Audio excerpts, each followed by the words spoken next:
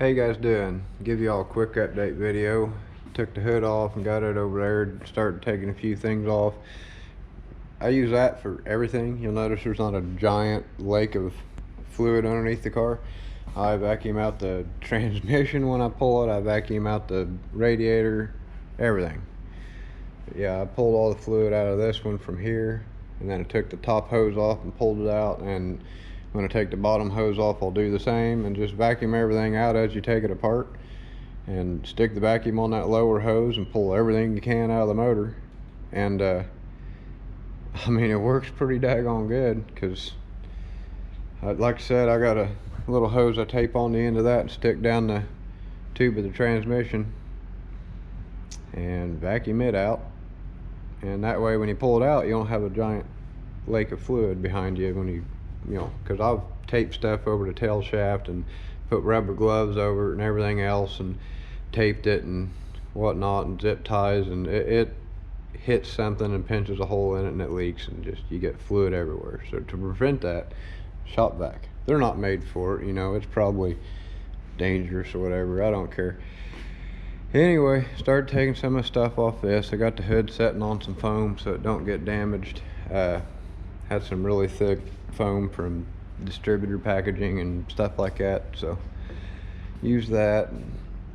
I found a loose fitting on the air conditioning, so that's where all the Freon went, and just kind of taking everything apart, but getting ready to put this big son of a gun in there. Hope it fits.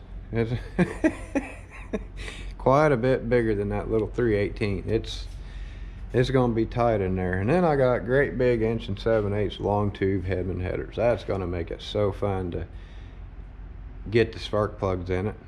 It's going to make it fun to do anything. Like normal crazy freaking mopar guys would probably, you know, put the frame underneath it and lift the car up off the K-member and pull the steering and everything all out at once. But I don't have the stuff to do that, nor the patience, so I'm just going to pull the engine out, and then pull the transmission forward, let her down, and then slide it out the side, slide the new one in, lift it up, put it back on the cross member, put the engine in, mate them together, and drop it down on the mounts and make it happen that way. The only thing that sucks is getting them headers on there. That's what I'm not looking forward to. I hope it's easy, but I know it's gonna suck. I just can tell, like, there's no room as it is. And then you go stick in an engine that's, you know, that much freaking wider in there, it seems like. It's gonna be pretty snug, but the headers are made for this car, so they should work. Have no idea what I'm gonna do about motor mounts, because I can't even see those motor mounts yet, so I'm sure they're different though. So we're gonna have to figure that out once it's out of there. But I got a lot of things to do, and I'm just kind of going through and taking stuff apart, taking notes on everything. So, you know, I don't, you know, taking notes mentally. I don't really write anything down. Once I do something one time, I just kind of remember it, and I can do it again 1,000 times. So I've never done one of these freaking mopars before, so I'm learning, and now I'll know, and I'll be able to do it on the next video, or on the next vehicle video.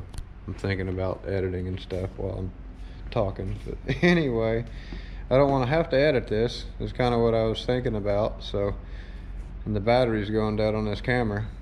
So anyway, there's you guys an update. Sorry there's no dramatic commentary and a really freaking scary story that something bad might happen at any time because there's a bolt loose or something like other people's channels. I'm sorry there's not all that dramatic TV voice talking guy and stuff, but this is just me in my garage holding the camera, turning wrenches. It's nothing fancy, so sorry guys. I mean, one of these days maybe I'll be rich or something and famous and have one of them dramatic TV guys that watches me do stupid stuff. Like, oh, I'm sorry, that guy's garage drives me nuts, because I mean the engine he had on that dyno, and he bolted the wrong flywheel to it because